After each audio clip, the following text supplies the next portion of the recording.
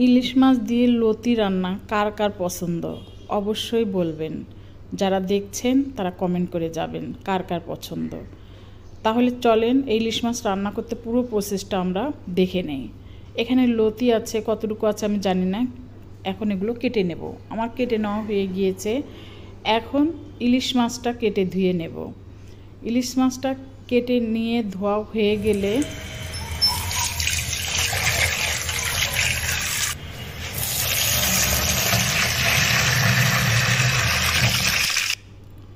মশলা blend করে নেব। আসসালামু আলাইকুম, ওয়েলকাম টু মেরিনাস কিচেনে। ইউটিউব হলে মেরিনা অ্যান্ড আফরাজ কিচেনে। ইউটিউব থেকে দেখলে অবশ্যই সাবস্ক্রাইব করে দেবেন, আর পেজ থেকে দেখলে অবশ্যই ফলো করে দেওয়ার অনুরোধ রইল। তাহলে চলেন এখন এই ইলিশ আর লতি রাঁধতে মশলা কী কী লাগছে। এখানে সাদা সরিষা, কালো সরিষা আর কাঁচামরিচ।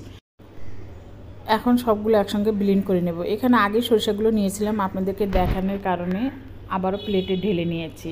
দিয়ে দিলাম পেঁয়াজ, ব্লেন্ড করা হয়ে গিয়েছে।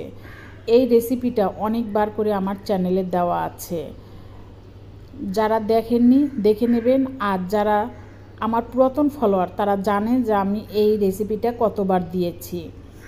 আর এই রেসিপিটা অবশ্যই চেষ্টা করবেন গোটা ইলিশ দিয়ে করা। অনেকে আছে কানসোখা মাথা ইলিশ দিয়ে এই লতি রান্না করে, ওভাবে রান্না করলে ইলিশের ঘ্রাণটা থাকে কিন্তু ওই রকম টেস্ট হয় না। অবশ্যই চেষ্টা করবেন একটা গোটা ইলিশ দিয়ে এই লতি রান্না করতে, দেখবেন তখন আমাকে বলবেন যে আসলেই কত টেস্ট হয়। আমার এটা দেখতে পাচ্ছেন মাখানো হয়ে গিয়েছে। এখন এর মধ্যে আমি দিয়ে দেব লতিগুলো দিয়ে যখন মাখানো হয়ে যাবে, মেখে চেখে একটু পানি দিয়ে আমি চুলায় বসিয়ে দেব। আমার এই তরকারিটি কিন্তু অনেক পছন্দের তরকারি, আমি খুবই পছন্দ করি এই লতি রান্না। যেদিন এই লতি রান্না করব সেদিন আমার চালটা একটু বেশি লাগে, কারণ আমি জানি আজকে আমি ভাতটা বেশি খাবো। সবসময় তো ইলিশ লতি খাওয়া হয় না। আর তাছাড়া আমার একটু ঠান্ডার প্রবলেম, অ্যাজমার প্রবলেম আছে। ইলিশ আর এই লতি খেলে আমার সমস্যা বেড়ে যায়। এই কারণে শুধু ইলিশ না, মিষ্টি কুমড়া, শিম, তারপরে চিংড়ি, এগুলো খেলে আমার অসুখ ভেসে ওঠে। এই কারণে আমি এই জিনিসগুলো একটু কম খাই।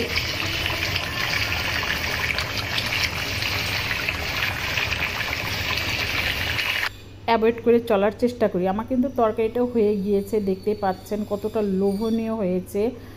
এইভাবে রান্না করে খেয়ে আমাকে রিভিউ দেবেন যে আসলেই আমি কি বলেছি, অনেক মজাদার। অবশ্যই চেষ্টা করবেন গোটা ইলিশ দিয়ে করা। আবারও বলছি, এটা কিন্তু কানসোখা মাথা দিয়ে করলে অতটা টেস্ট হবে না যতটা টেস্ট হবে গোটা ইলিশ দিয়ে করলে। কেমন হয়েছে রেসিপিটা অবশ্যই কমেন্ট বক্সে জানাবেন।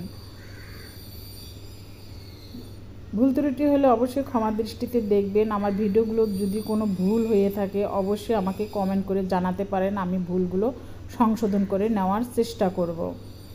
দেখেন কতটা সফট হয়েছে, একেবারে লতি গোটা আছে কিন্তু গলে গিয়েছে।